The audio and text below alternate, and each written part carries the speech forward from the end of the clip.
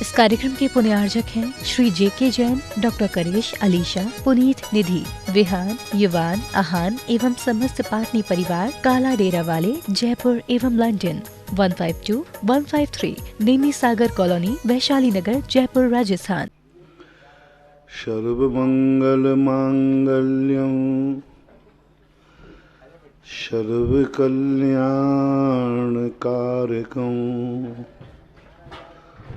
प्रधानं सर्वधर्माणां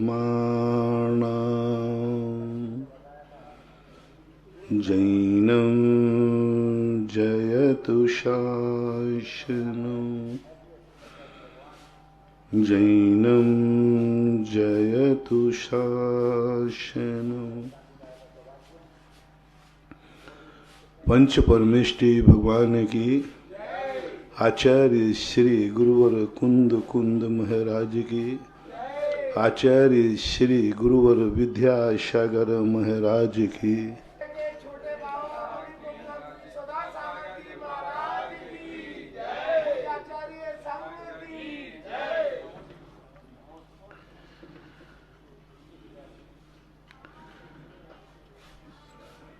सारी दुनिया के एक सनातन अक्रम को क्रम में बदलना और क्रम को अक्रम में स्वीकार करना बहुत कठिन होता है। परसों 1 जनवरी को मैंने कहा था, अखंड को खंडित करने की ताकत हर वस्तु में नहीं होती। जो चीज अखंड है वह अखंड ही रहना चाहती है, लेकिन उस अखंडता से मानव जाति का उद्धार नहीं हो सकता, क्योंकि अखंड वस्तु देखने में शोभा देती है, सुनने में शोभा देती है, लेकिन उस अखंड वस्तु से जिंदगी नहीं चलती। जिंदगी का जो आनंद है, सुख है, जो हमारे लिए चाहिए है, वह अखंडता में नहीं,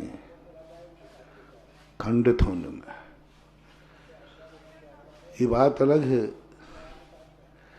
कि खंडित होने के बाद हम पुनः अखंड होना चाहेंगे। सृष्टि को हमें सदा 2 रूपों में देखना चाहिए। अपनी जिंदगी को भी 2 रूपों में देखना चाहिए। एक वह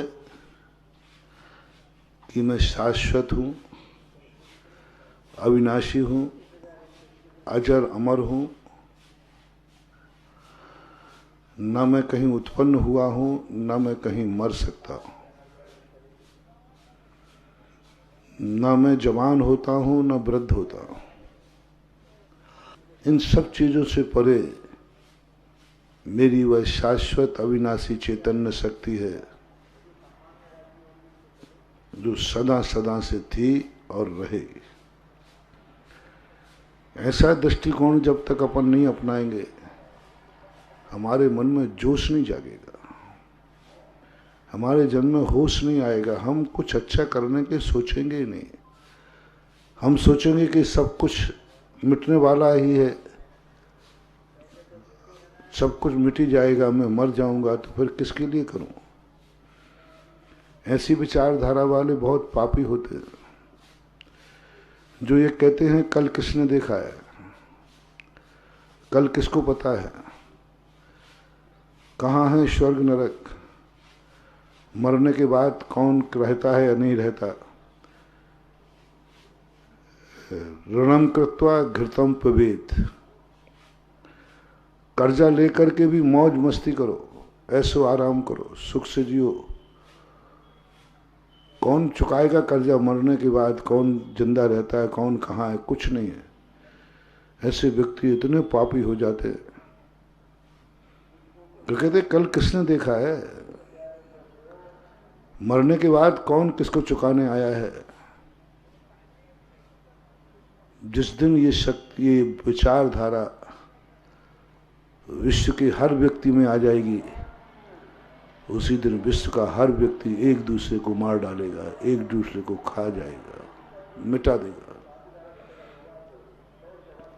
यदि इसको ये मालूम चल जाए कि दुनिया में न स्वर्ग है, न नरक है, न परमात्मा है, न भगवान है, न कुछ भी नहीं है, जो जीवन है बस यही जीवन है, व्यक्ति किसी को जिंदा नहीं रहने देगा, व्यक्ति सबको खत्म कर देगा। वो अपने सुख के लिए वो कहेगा क्या लेना देना है, मरने के बाद किसने क्या देखा, किसने क्या देखा। जैसे कि कोई व्यक्ति के ऊपर से यदि एक दिन ये कह दिया जाए कि आज कोई भी व्यक्ति कोई भी पाप करे, कोई भी कृत्य करेगा, उसकी कोई भी कानूनन कार्रवाई नहीं होगी, FIR नहीं लिखी जाएगी, आज सब कुछ बंद रहे, किसी का जो कुछ भी करेगा उसके संग में कोई एक्शन नहीं लिया जाएगा। बताओ उस दिन अपराध बढ़ेंगे या अपराध घटेंगे।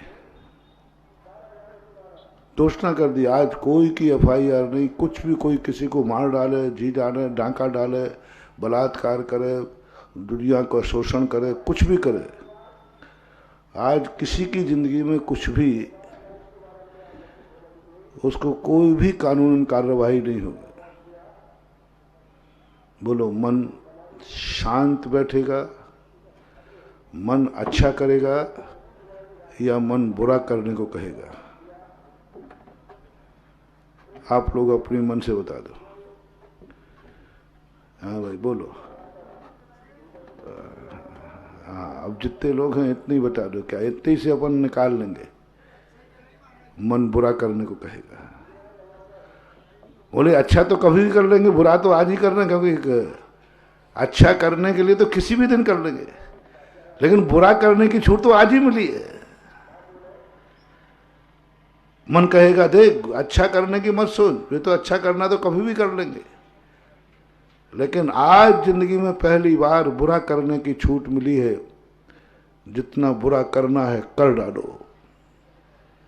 मन इतने पापों से भरेगा, इतना बुरा पाप भाव करेगा जिसकी अपन कल्पना भी नहीं कर सकेंगे। कल्पना भी नहीं कर सकेंगे व्यक्ति इतना पाप करेगा, इतना पापी हो जाएगा। जब एक कानून की एक दिन की छूट से सारा जगत इतना पापी हो सकता है, कल्पना करो। लाशें बिछ जाएंगी गांव में, लाशें बिछ जाएंगी गांव में, कोई बेटी सुरक्षित नहीं रहेगी, बलात्कार हो जाएंगे, कोई नारी जाति सुरक्षित नहीं रहेगी, क्योंकि आज क्या छूट मिल गई है, आज कोई भी व्यक्ति कुछ भी करेगा उसके ऊपर कोई कानूनन एक्शन नहीं लिया जाएगा, सब कुछ खत्म हो जाएगा। मान लो घर लुट जाएंगे, डांके डल जाएंगे, स्त्रियों की जिंदगी खत्म हो जाएगी, हर व्यक्ति के जहां देखो वहां पाप का तांडव नृत्य होगा। लाशें बिछेंगी, कोरोना की लाशों से भी ज्यादा लाशें बिछ जाएंगी। महामारियों में भी इतनी लाशें नहीं हैं, इतने मर्डर होके सो जाएंगे उस दिन। क्योंकि आज कानून ने अपने हाथ ऊंचे कर दिए।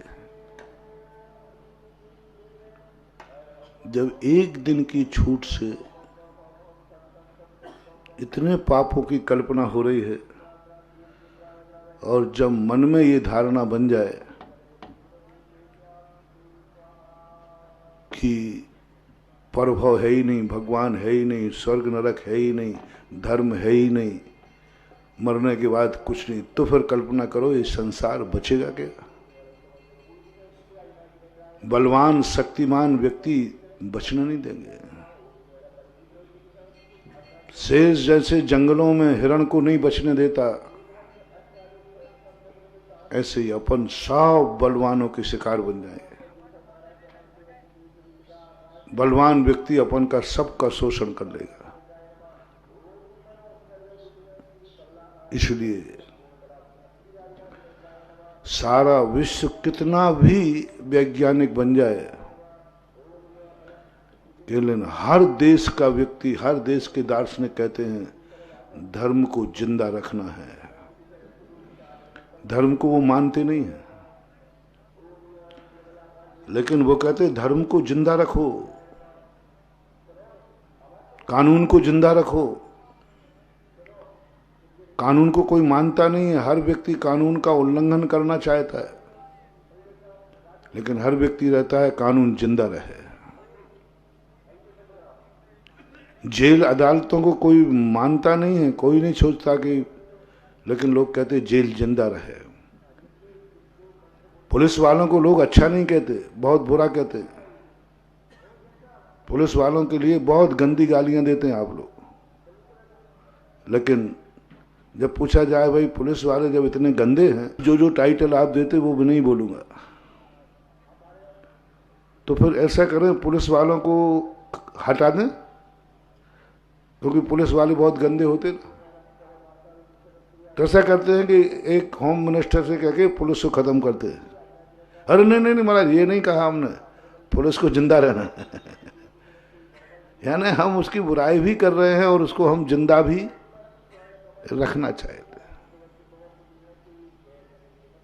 इसी प्रकार जितने देश हैं, वैज्ञानिक हैं, इनकी हमने अंदर की नीति पकड़ी है। ये जब बोलते हैं, जब क्रिया में लाते हैं, तो आज के पढ़े लिखे लोग कहते हैं हम धर्म कर्म को नहीं मानते, हम स्वर्ग नरक को नहीं मानते, हम वैज्ञानिक हैं। हम वैज्ञानिक हैं, हम पढ़े लिखे लोग हैं, हम ये धर्म कर्म की बातों को नहीं मानते। बंधु, ये मात्र उनका कथन मात्र है। मैंने अच्छे अच्छे लेक्चररों को ये कहते हुए सुना है, जब उनकी अंदर की जिंदगी में हमने झांका तो वे सबसे ज्यादा परमात्मा को मानने वाले निकले।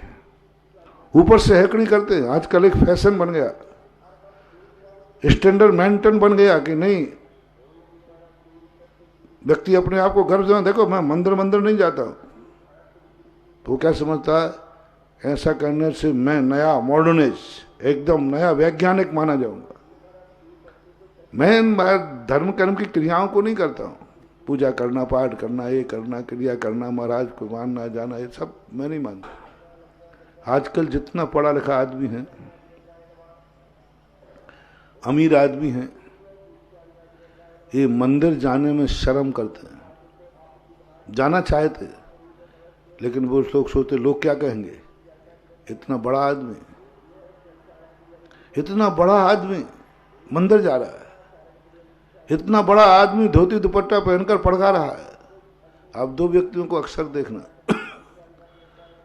जो धन दौलत में बहुत बड़े हो जाते हैं, उनको धोती दुपट्टा पहनने में बड़ी शर्म आती है,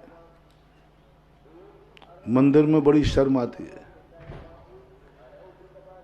यहां तक कि बहुत बड़े हो जाने के बाद अपने माँ बाप को हाथ पकड़ करके मंदिर ले जाने में शर्म आती है। बड़े आदमी हो गए। एक अमीर आदमी की बात कर रहा हूं, वो नौकर को भेज देगा, स्वयं नहीं जाएगा। बड़ा आदमी है ना, पैसा वाला हो गया ना, वो अपने माँ बाप के हाथ पकड़ के मंदिर नहीं ले जाएगा। अपने माँ बाप को मान लो कपड़े नहीं बदलाएगा, नौकर से कह देगा। अपने हाथ से पानी नहीं देगा, पापा पानी मांग रहा है, नौकर पानी दे दिया पापा को। जब जब महानुभाव तुम्हारे अंदर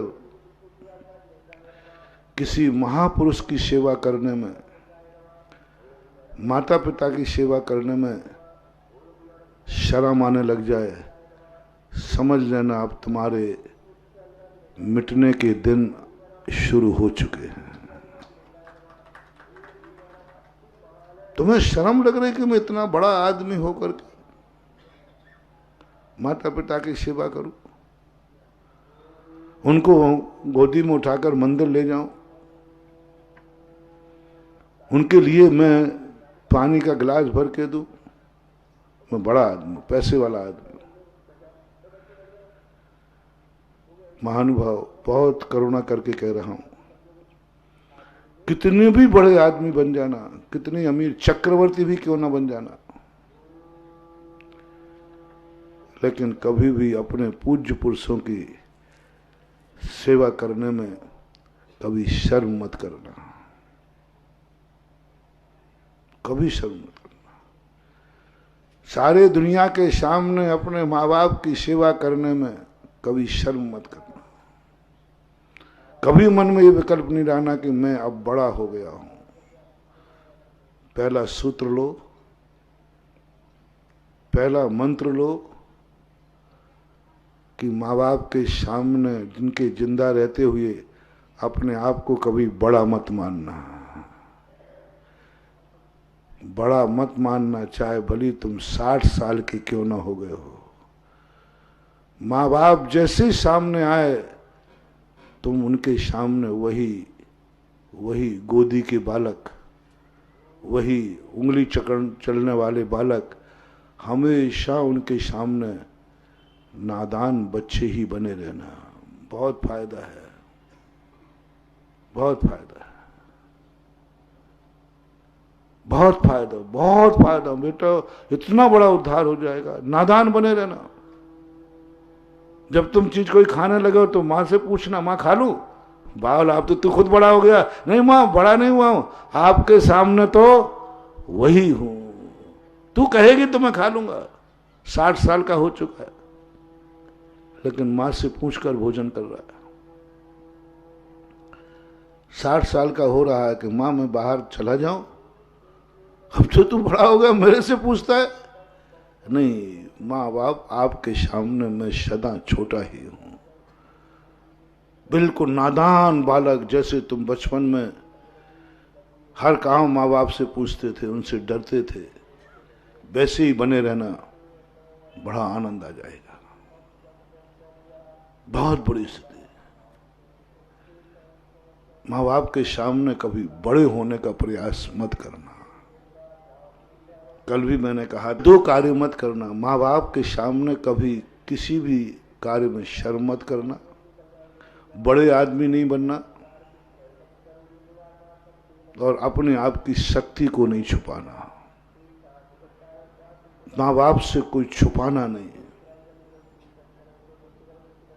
दूसरी बात, सिद्धांत है, कितने भी अमीर आदमी बन जाना, कभी मंदिर जाने में शर्म मत करना। कभी गुरु के पैर दबाने में, सेवा करने में शर्म मत करना। मैं बड़ा आदमी हूं। कितने बड़े आदमी बन जाना। बड़े आदमी लोगों को कोई ज्ञान से बड़ा, कोई तन से बड़ा, कोई धन से बड़ा, ये सब बड़े कहलाते। आप देखना आजकल के विद्वान जितने पंडित होते ना, ये बहुत कम, और भी ज्यादा यदि समय सार और पढ़ लिया हो तो उन्हें मंदिर जाने में शर्म आती, पूजा करने में शर्म आती। विद्वान है, कभी महाराज के तुमने, कोई पंडित को महाराज के तुमने भैयावृत्ति करते नहीं देखोगे कल युग में। कभी तुम देखना कोई पंडित को बुलाना, वो कभी महाराज के पैर दबाते हुए नहीं दिखेगा। वो भैयावृत्ति करने जानते ही नहीं। किसी बीमार महाराज को पंडितों को मत सौंप देना, नहीं तो तुम्हारा महाराज मर जाएगा। ये मार डालेंगे सारे पंडित, क्योंकि इनको ज्ञान का इतना मद होता है कि महाराज की सेवा कर ही नहीं सकते। लेकिन तुम्हें मंत्र दे रहा हूं, कभी विद्वानों को अपने गुरु महाराज यदि कभी बीमार हो जाएं तो किसी पंडित से सलाह मत ले लेना, और पंडित को मत बुला लेना, नहीं तो साधु मर जाएगा। क्योंकि आज का पंडित कह रहा हूं, आगम का पंडित नहीं। आगम का पंडित तो वो था, पूज्यवर शिव कोटि महाराज ने लिखा कि मुनिराज की सच्ची सेवा पंडित ही कर सकता है, क्योंकि वो ज्ञानी है, तत्व ज्ञानी है, सम्यक दर्शन है, उपगुहन अंग है, उपगुहन अंग है, सेवा कर सकता। लेकिन आज का पंडित नहीं। आजकल हम लोग बहुत डरते हैं पंडितों से, क्योंकि ये सेवा करवाने के लायक ही नहीं है, इनके पास कुछ भी नहीं है, ये तो बस वो आकाम की रकील फोड़े रहेंगे। एक बार ऐसी घटना घटी, महाराज की आंख में कुछ हो गया। पंडितों ने कहा कि अब क्या कर सकते, महाराज को समाधि दिला दो। वो तो एक भगत था, उसने कहा इस उम्र में समाधि, हटो यहां। तुरंत उसने महाराज की आंख में पानी डाला, पानी से आंख धो दी, आंख बच गई, नहीं तो आज अंधे हो जाते। और पंडित लोग ने समाधि मरण सुनाना शुरू कर दिया, क्योंकि ये भैया वृत्ति करके जानते ही नहीं। 99% पंडित, चाहे व्यवहारी हो चाहे निश्चयिया हो, साधु की सेवा करना नहीं जानते। भैया वृत्ति नाम का अंग विद्वानों के बीच में से गायब हो गया। उनको ज्ञान का मद चढ़ गया, उन्हें भैया वृत्ति करने में शर्म आती है, लज्जा आती है। विद्वान होकर और भैया वृत्ति कर रहा है, विद्वान होकर के पैर दबा रहा है, विद्वान होकर के महाराज की सेवा करता है, शर्म आने लगी। बस यही उनके विनाश का कारण है, यही विनाश का कारण है। धन के मद वाले को देखना, सभी नहीं, अभी अच्छे लोग भी, अच्छे लोग भी धन पाकर के भी मद नहीं करते। धन पाकर के भी ऐसे रहते हैं जैसे इनके पास कुछ है ही नहीं, कोई अहंकार नहीं, कोई मान नहीं, कुछ नहीं, सामान। उनको अहंकार ही नहीं, भाव नहीं आता। गुरु के सामने क्या है?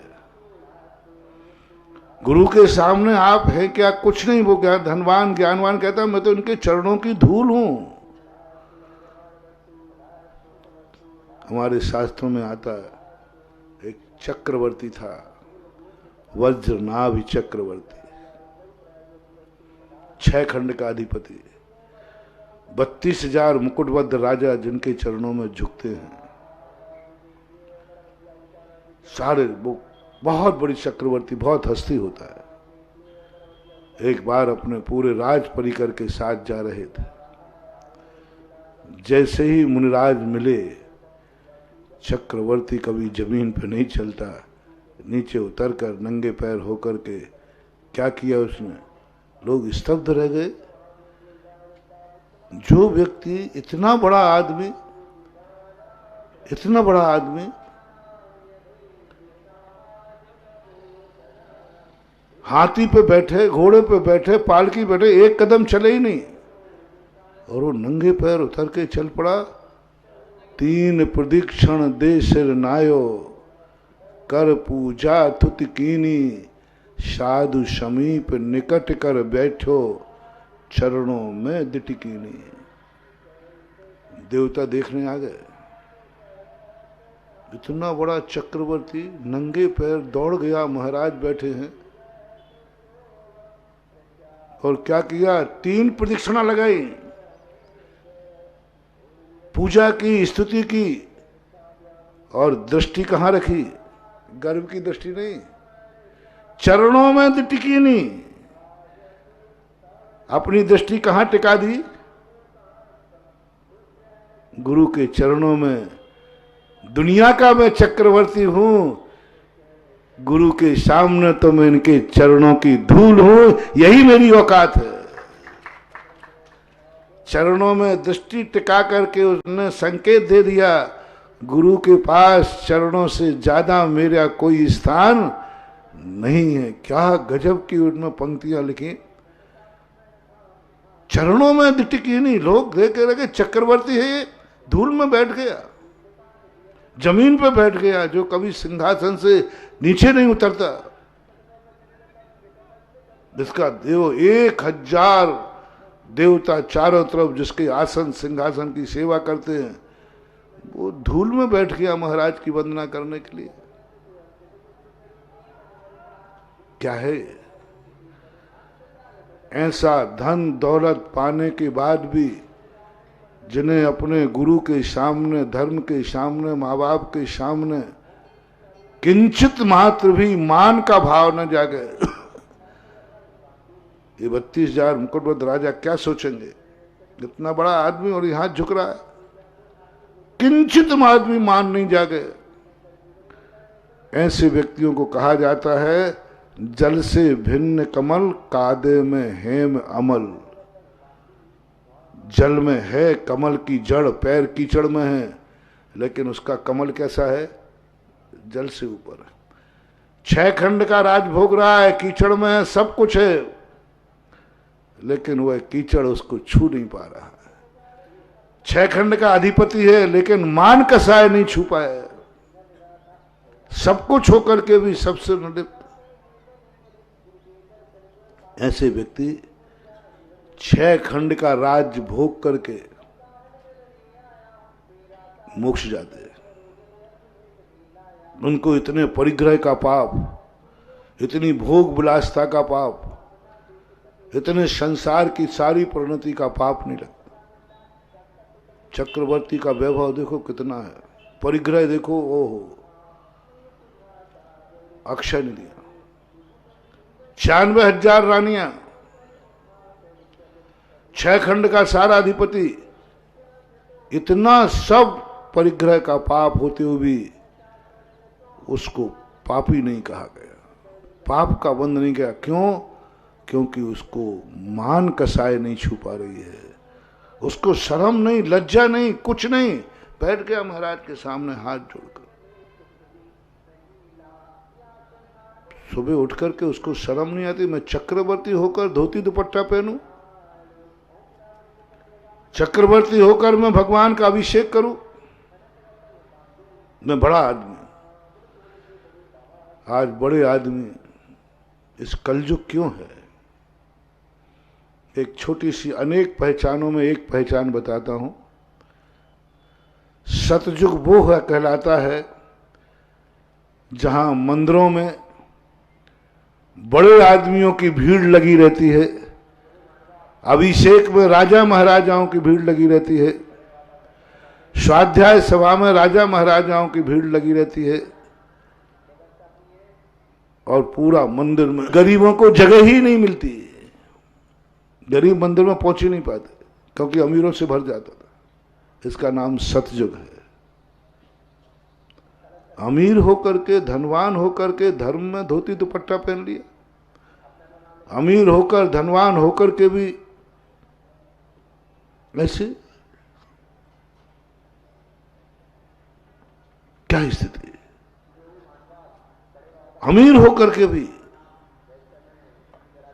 जहां अमीर, यदि कोई अमीर धनवान कभी धोता दुपट्टा पहनकर अभिषेक करते दिख जाए, मुनियों को आहार देते दिख जाए, अपने माँ बाप का हाथ पकड़ के मंदिर ले जाते दिख जाए, समझ लेना यह जन्म जन्म का बहुत बड़ा धर्मात्मा और आगे चक्रवर्ती नहीं, एक दिन यह बहुत बड़ा धर्म का आयतन बनेगा।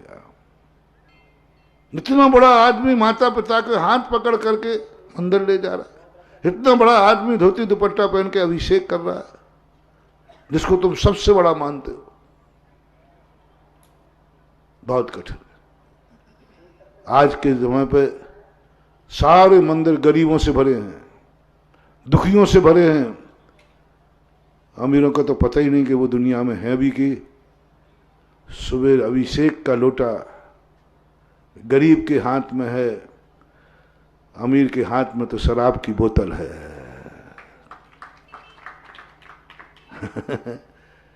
जिस अमीर के हाथ में अभिषेक का लोटा होना चाहिए, उसके यहाँ तो सुबह अभी क्या है? शराब की बोतल है, शराब की बोतल है। वहां वो सो रहा है। बड़ा आदमी वो है। कौन है बड़ा आदमी? घर का बड़ा आदमी माना जाता था, सबके सोने के बाद सोता था और सबके उठने के पहले उठता है, उसको बोलते हैं घर की दादी माँ, उसको बोलते हैं दादाजी। सबको सुलाने के बाद सोता है और सबके उठने के पहले उठता है, वो है बड़ा आदमी, घर का बड़ा आदमी। सबके खाने के बाद खाता है, सबके खाने के बाद खाता है, जब सब खा चुके हैं तब वो खाता है। और सबके बनाने के लिए, खिलाने के लिए सबसे आगे रहता है। कुछ समय पहले की आप लोगों के अपने घर की बात देखना, सबको खिलाने के बाद महिलाएं खाती थी, मां सबसे बाद में खाती थी क्योंकि बड़ी है वो। सबको खिलाने के बाद खाता है। राजा कौन है? राजा के अंदर एक नीति है। सबसे अच्छा राजा कौन? मैंने एक तुम्हारे घर का दिया। घर का बड़ा आदमी कौन? जो सबके सोने के बाद सोता हो और सबके सोने के पहले उठता हो, वो है तुम्हारे घर का बड़ा आदमी।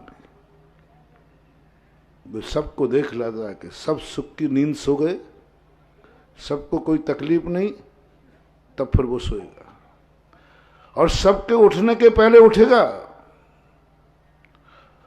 और उसके उठने के बाद जो तुम्हारे लिए कभी तुम्हारे घर में ऐसा हो जाए और फिर तुम्हारी दादी माँ दादाजी उठ करके, जल्दी उठ करके और कोई भक्तांबर, कोई प्रार्थना, कोई मेरी भावना पढ़ें, उन शब्दों से घर के छोटे लोग उठते हैं कि अरे दादी माँ उठ गई। बोले क्यों? बोले को दादी माँ उठ गई, मेरी भावना पढ़ रही है ना। देखो पिताजी दादाजी उठ गए। भक्तांबर प्रणत मौल मणि पिर्हाणा मुद्योत कम दलित पाप तमो वितानम सम्यक प्रणम्य जिन पाद युगम युगाद वालंबनम भव जले पतताम जनानाम।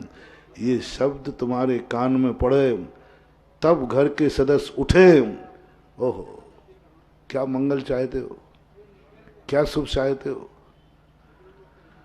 घर का सदस्य जब उठा, जब किसी घर के बुजुर्ग ने कोई भक्तांबर का कड़ा सुनाया, मेरी भावना सुनाई, नमोकार मन सुनाया, भजन सुनाया, और वो सुनकर के तुम्हारी नींद खुले, जाओ तुम्हारा आज का दिन फतेह है, शुभ ही शुभ है। पहले राजा महाराजा उठते थे, मंगल पाठ सुनाए जाते थे, मंदिर की घंटी बजने पर उठते थे। कोई ना कोई शुभ कान में पड़ना चाहिए और घर के बुजुर्ग का शुभ काम पड़ जाए। घर के बुजुर्ग इसलिए जल्दी उठते थे कि मुझे हमारे घर में रहने वाले लोगों का आज का दिन शुभ करना है। हर बुजुर्ग अपने घर का, अपने अधीनस्थ परिवार का शुभ चाहता है कि अशुभ? बोलो, शुभ चाहता, अच्छा चाहता, अच्छा हो। तो वो कहता अच्छा कैसे हो? मैं जल्दी उठूंगा और कोई भजन या भक्तांबर पढ़ करके ऐसा शब्द सुन करके मेरे घर का हर व्यक्ति उठेगा तो उसका आज का दिन शुभ निकल जाएगा और पोवारा हो जाएगी। बड़े लोगों से मेरा कहना है, आप अपने घर का शुभ चाहते हो, अच्छा चाहते हो, तो तुम जल्दी उठ करके कोई एक धार्मिक कोई स्तोत्र पढ़ करके उस आवाज को सुनकर के घर वालों की नींद खुले। जाओ, मैं तुम्हारे लिए, हमारे दरवाजे तक आने की जरूरत नहीं है, तुम्हारा शुभ शगुन हो गया सवेरे। महाराज जी, लगता है आप हम बूढ़े को घर से निकलवाओगे। आज के समय दादा दादी यदि सुबह से उठ करके कोई भजन भक्तांबर पाए तो बेटा बहू चिड़चिड़े हो जाए, उठ गए बुढ़े, नींद तो आती नहीं इनको, चिड़चिड़ापन हो जाएगा। चिड़चिड़ापन आ जाएगा उनको, ऐसा चिड़चिड़ाएंगे कि बुढ़े उठ जाते, नींद आती नहीं, और दूसरे दिन से हल्ला हो जाएगा, या तो तुम्हारे दादा दादी रहेंगे या हम रहेंगे, ये सोने ही नहीं देते। दुर्भाग्य, बड़ों के मुख से कोई धर्म का भजन सुनकर के तुम्हें चिड़चिड़ापन आ जाए तो लो आज सूर्योदय तीर छेद से तुम्हारा भविष्य घोषित करता हूं, तुम्हारा जीवन का विनाश शुरू हो गया। बड़ों के मुख के कोई धर्म की बात सुनकर तुम सो रहे हो, 4 बजे सोए हो, और तुम्हारे घर में किसी ने भक्तांबर, मेरी भावना, कोई भी नमोकार मंत्र पढ़ा, उसको सुनकर के तुम्हारी नींद भंग हो गई, उसको सुनकर के तुम जाग गए। मैं पूछता हूं कैसा लगा? लो, मैं छोटा सा ज्योतिष बता रहा हूं। बड़े बड़े ज्योतिषों में मत ठगे जाना, बड़े बड़े ज्योतिषों के चक्कर में मत पड़ना। 2 संकेत तुम्हें देता हूं। पहला संकेत, तुम्हारे घर का किसी बड़े व्यक्ति ने कोई धर्म की बात पढ़ी और तुम्हारी नींद डिस्टर्ब हो गई, तुम्हारी नींद खुल गई, तुम्हें उठना पड़ा, कैसा लगा? 4 बजे सोए थे, 5 बजे दादी माँ उठ गई और भक्तांबर पाठ पढ़ने लगी जोर से, मेरी भावना पढ़ने लगी जोर से। 4 बजे आप सोए थे, कैसा लगा? झूठ मत बोलना, कैसा लगा?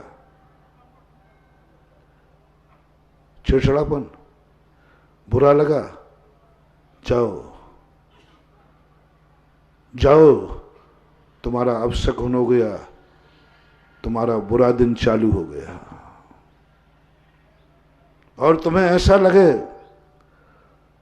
ओहो, उठने के पहला शब्द मेरे मुंह में मेरे घर के बुजुर्ग का, वो भी धर्म का पड़ा, और मेरी नींद खुल गई। अभाग्य, सोता तो जिंदगी रहूंगा, आज दिन नहीं सोऊंगा क्योंकि आज मेरा शुभ होने वाला है, क्योंकि मेरी नींद खुली। दूसरा शब्द, जब कोई आपको, आपकी माँ पिता आवाज लगा के जगावे, आवाज लगा के जगावे, चद्दर खींच के उठावे और कहे बेटा उठ जाओ, देरी मत करना, चिड़चिड़ापन मत करना। कौन उठा रही है? दुश्मन नहीं, पड़ोसी नहीं। मां के उठाने पर तुम नहीं उठे, जाओ, तुम्हारी जिंदगी सदा सोते सोते में निकल जाएगी, कुंभकर्ण बनोगे। मां के उठाने पर नहीं उठे, मां उठा रही है, मां तो सुलाती है, आज मां उठा रही है। मां तो वो थी बचपन में, सो जा बारे वीर, हैं मेरी निदिया तो ही लग जाए मैं जागूं। मां तो सुलाती थी, मां तो कहती थी सो जा बेटे। मां अक्सर कर बेटों को सुलाने के लिए अपनी गोदी में उठाती है, जगाने के लिए नहीं। मां जब भी बेटे को बचपन में गोदी में उठाती है, किस लिए उठाती है? सो जाए। कब भी दूध पिलाती है, सो जाए, सबके लिए सो जाए। लेकिन आज मां जगा रही है, नियम से कोई ना कोई अमूल्य निधि मिलने वाली है, क्योंकि आज मुझे मां ने जगाया है। और मां के जगाने पर उठ जाओ, देखना उस दिन प्रैक्टिकल करना, उस दिन शाम तक कोई ना कोई सगुन होगा और तुम्हें मजा आए, क्योंकि आज तुम्हें किसने उठाया था? मां ने, मां ने उठाया है। बस इतना देख लेना, जब तुम्हें कोई उठाए तो इतना देख लेना, कौन उठा रहा है? मां। बहुत शुभ होने वाला है। पिताजी ने आज आवाज लगाई, उठ जा बेटा, 1 सेकंड की देरी मत करना। और आज डायरी में लिख लेना, मेरे गुरु ने कहा था आज मेरा बहुत अच्छा कुछ होगा। बोले क्यों? आज मैं पापा के उठाने पर उठा हूं।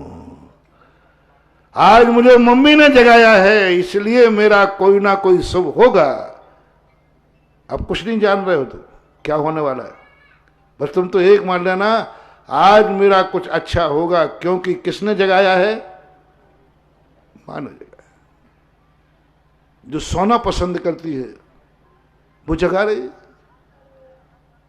मां तो ये कहती सो लेने दो बेटा को, थोड़ा सोने दो बेटा को। सोना पसंद करती है, आज वो जगा रही है। नियम से कोई ना कोई शुभ होने वाला है। बंधु चिड़चिड़ा मत करना। तीसरा कारण तुम्हें बताता हूं। कभी तुमने घड़ी में अलार्म भर के तुम सोए हो? शाम को अलार्म भर के सोए ना, और वो अलार्म जब बज जाए उसी समय तुम्हें घर्राटे की नींद आ रही है, तो अलार्म बंद मत करना,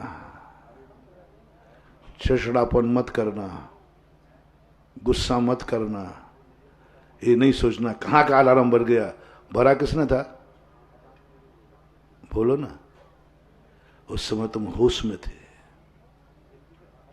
उस समय तुम्हें ज्ञान था, तुम्हारी चेतना जागृत थी। तुमने बहुत प्री प्लानिंग से भरा था, इतने बजे उठना है, घड़ी ये है, क्योंकि चेतन थे तुम, उस समय जागरूक थे। अब यदि वो अलार्म बज गया है तो अब उसको बंद मत करना, क्योंकि इस समय तुम बेहोश हो, अवचेतन हो, निद्रा रूपी राक्षसनी के बस में हो। शार्वरी बोलते हैं रात्रि को, निद्रा को, निद्रा की राक्षसी के बस में हो। अब तुम अपनी पूरी ताकत लगाओ कि अलार्म बजा है, मुझे उठना है, क्योंकि मैंने चेतन अवस्था में ये टाइम सेट किया था। अब चिड़चिड़ाना नहीं, नींद आएगी, आंखें गिड़गिड़ाएंगी, खुलेंगी नहीं, जैसे बने तैसे ताकत लगा दो, क्योंकि स्वयं का अलार्म बजा है। स्वयं का निर्धारित किया हुआ समय सबसे शुभ होता है। जैसे अलार्म बजे, अलार्म से चिड़चिड़ाना नहीं। थैंक्स, धन्यवाद घड़ी, बहुत अच्छा हुआ, तूने इतने देर तक, टाइम मेरा था और टाइम याद तूने रखा। काम मेरा है, मुझे जल्दी जागना था और मैंने जगाने का जुम्मा घड़ी को दिया था। जगाने का जुम्मा किसको दिया? घड़ी को। और घड़ी से चिड़चिड़ाना नहीं। जिसको हमने खुद उठाने का जुम्मा दिया है, हमने खुद उठाने को कहा है, और वो आज उठाने आया तो हमें चिड़चिड़ापन आ गया, हम सो गए, हमने हाथ से घड़ी को बंद कर दिया। आज कुछ गलत होने वाला है, आज कोई दुर्घटना होने वाली है, आज शाम तक बुरा समाचार मिलेगा, आज सोने के पहले तक कोई टेंशन आएगा, आज रात की नींद हराम होगी, क्योंकि मैंने अलार्म भर करके अलार्म को बंद किया है। अलार्म की घंटी सुनकर के मैंने अनदेखी कर दी है। अलार्म की घंटी पर मुझे झुंझलाहट आ गई है। नियम से आप कभी करके देखना, शाम तक कोई अशुभ संकेत तुम्हारे मन को टेंशन पैदा करेगा, जो तुम्हारी नींद को हराम कर देगा।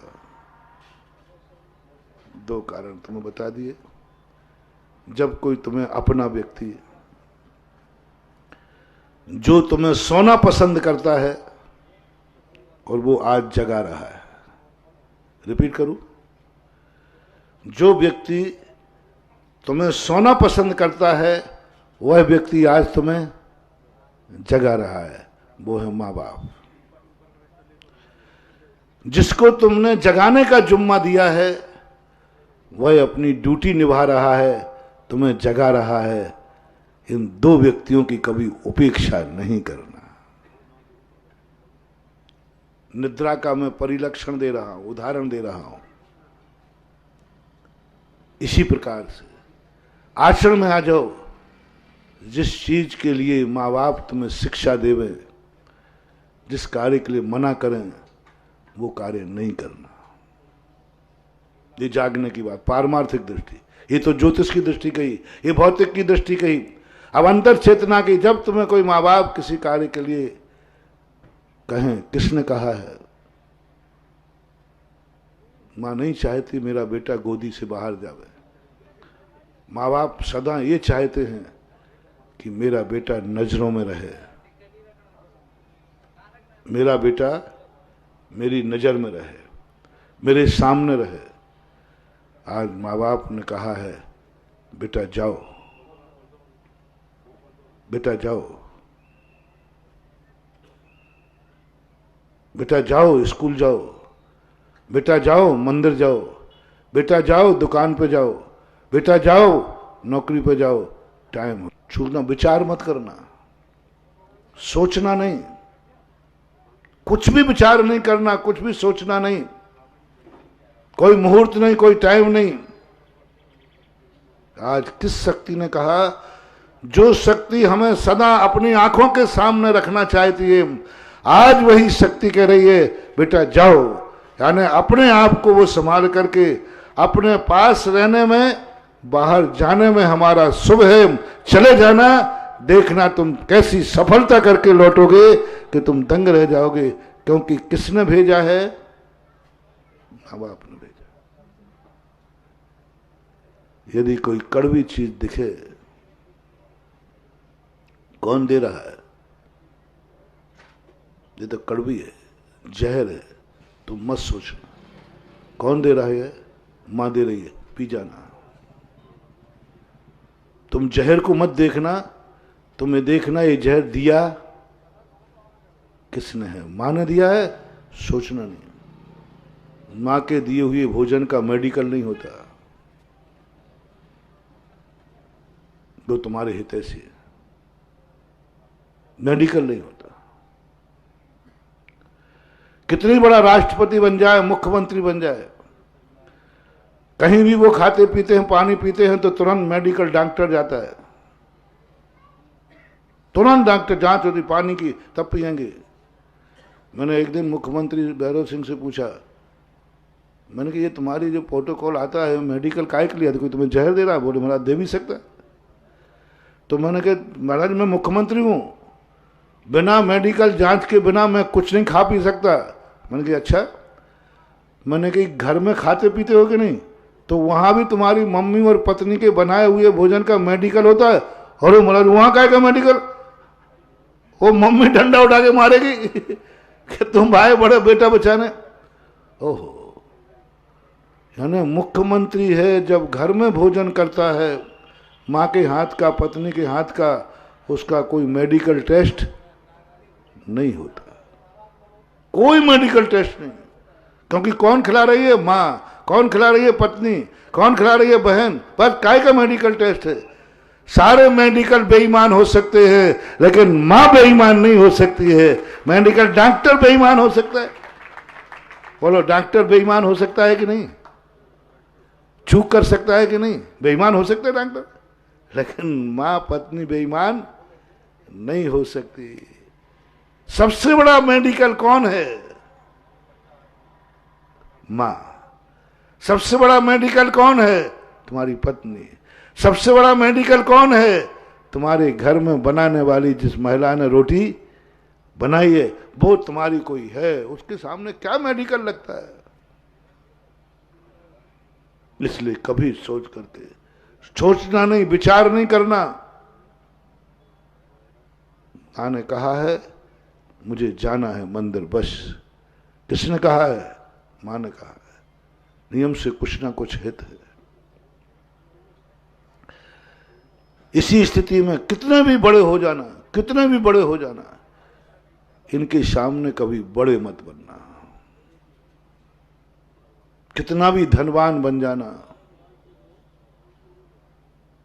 कितने भी ऊंचाई पे चले जाना, कलेक्टर बन जाना, कमिश्नर बन जाना, जब मां की बात आए तो तुम्हारी सारी जन्नत मां के चरणों में होना चाहिए।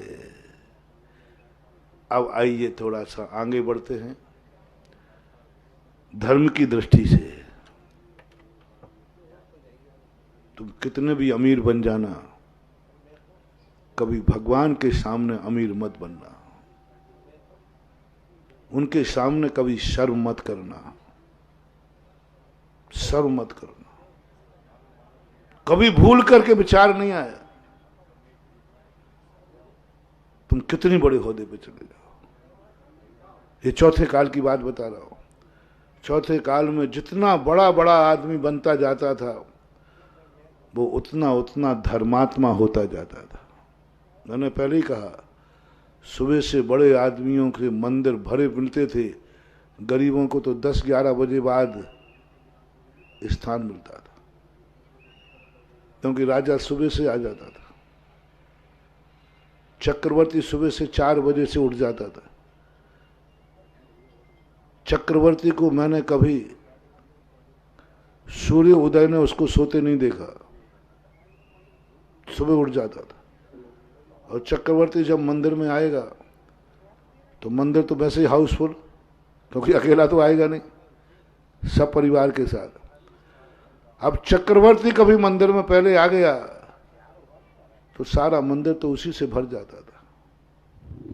बड़े आदमी पूजा करते थे, राजा महाराजा आते थे, जो अच्छे राजा थे, बड़े आदमी, और मंदिर हाउसफुल।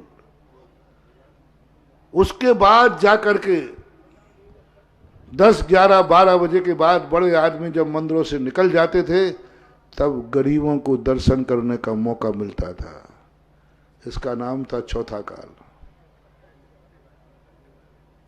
चौथा काल। बड़े आदमियों के मंदिर में बैठे अभिषेक कर रहे, पूजन कर रहे, स्वाध्याय कर रहे, महाराजों को आहार दान दे रहे। एक भी राजा महाराज मुनियों के आहारों को देखो, गरीबों के नंबर ही नहीं आ पाए, सब राजा महाराजाओं के आहार हुए, हर तीर्थंकर के। राजा महाराजा पुण्यात्मा है। जैसा जैसा पुण्य बनता गया, राजा गुरु का भक्त बनता गया, धन बढ़ता गया, राजा बन गया, चक्रवर्ती बन गया। दरवाजे खड़ा है लोटा लेकर के, बोलो चक्रवर्ती पुण्य है कि नहीं उसका? सभी तो चक्रवर्ती बना। अब वो लोटा के लेकर खड़ा है पड़घाने के लिए, जिन्होंने पूर्व जन्म में बड़े बड़े दान दिए, और एक सामान्य श्रावक खड़ा है। दोनों में पुण्य किसका तेज है ये बताओ?